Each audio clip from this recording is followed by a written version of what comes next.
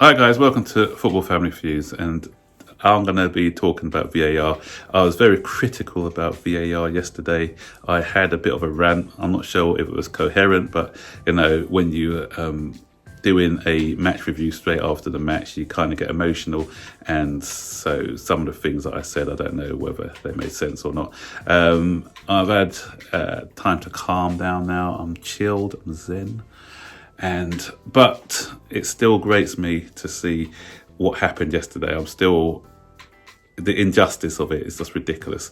And there's a lot of people who I'm reading on Twitter today who just said that VAR has killed football, and some of them said they're not going to go to any more games because it's just getting ridiculous. But for me, it's not actually VAR to a point, yeah, but it's the people behind VAR who are the problem.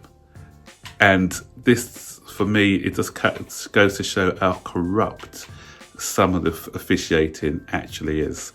Because if that tackle yesterday by Maguire, how on earth can that not be given as a red card?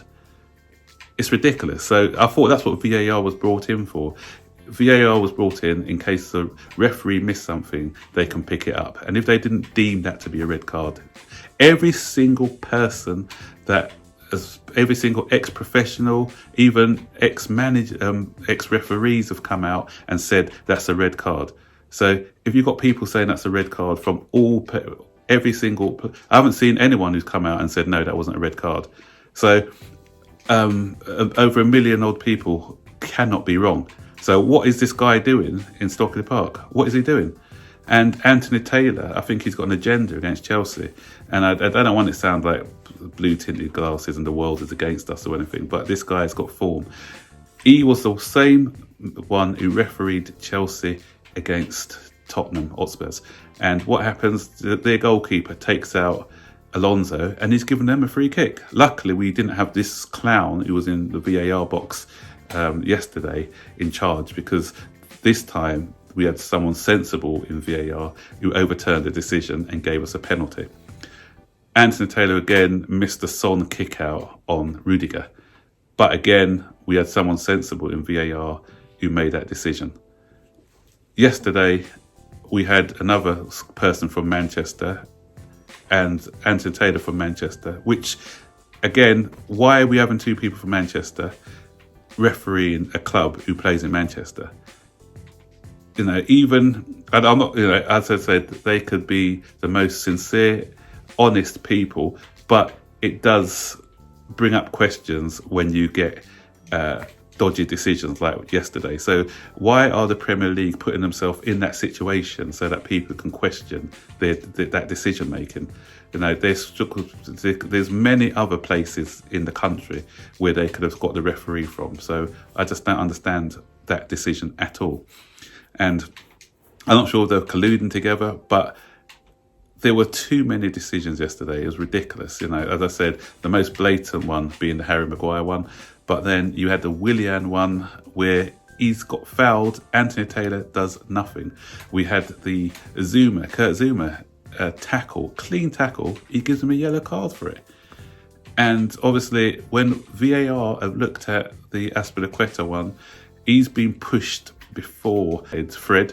He's pushed Azpilicueta onto James, and that's resulted, or Williams, or I don't know what his name is, and that's resulted in the free kick, into the goal being disallowed. So you've got to look at both incidences. So if you're giving that one, you have to give the other one. And as I said, it's the people behind VAR. So it's not black and white. It's still people there making decisions. So we've still got more questions than answers with VAR.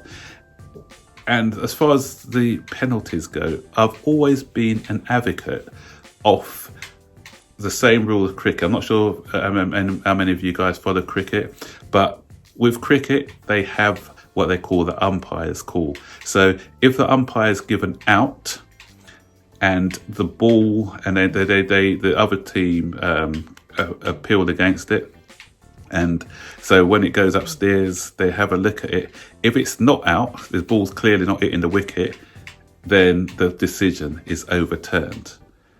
So even if it's hitting a part of the wicket, then it's out. If the umpire gives not out and the batting side appeals that decision, then if it's a blatantly going to hit the wicket, like it's going to hit 2 stumps or full stump length, then that decision is overturned. If it's narrow and just going to clip in the stump or just hitting the last stump or the bail or something, even if it's, they go with the umpire call. For me, that should be what it's like in football. It should be the on-field decision. If it's blatantly a mistake, overturn it. If it's marginal, then you stay with the refereeing decision. That will make the game a lot more enjoyable for the fans going to watch it. That will stop all these people drawing lines and bits. And come on, yesterday, Giroud, okay, technically he was offside, but is that inch of a foot gonna give him an unfair advantage? No, it isn't. So, you know, we just need to be a bit more sensible when implementing these things, because, as I said, it's just going to ruin the game, because it's not only Chelsea supporters, it's other Chelsea supporters around the different grounds who are just had enough of VAR. And as I said, it's just not VAR, it's the people behind VAR. So if the FA are not careful, then they're going to ruin the beautiful game that everyone loves. People are going to start boycotting matches, and then they'll be forced to revert back. Yeah.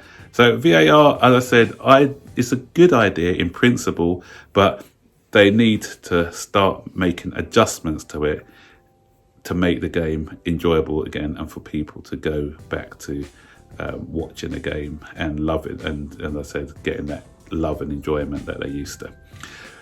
Comment below, guys, what do you think of VAR? Do you like it? Are you against it? Do you think it should be got rid of altogether, or do you think there's room for it, but with some sort of adjustments to it? I'd be interested to hear your thoughts. So, guys, don't forget, like, subscribe, turn on all post notifications, and I'll see you on the next video. Bye.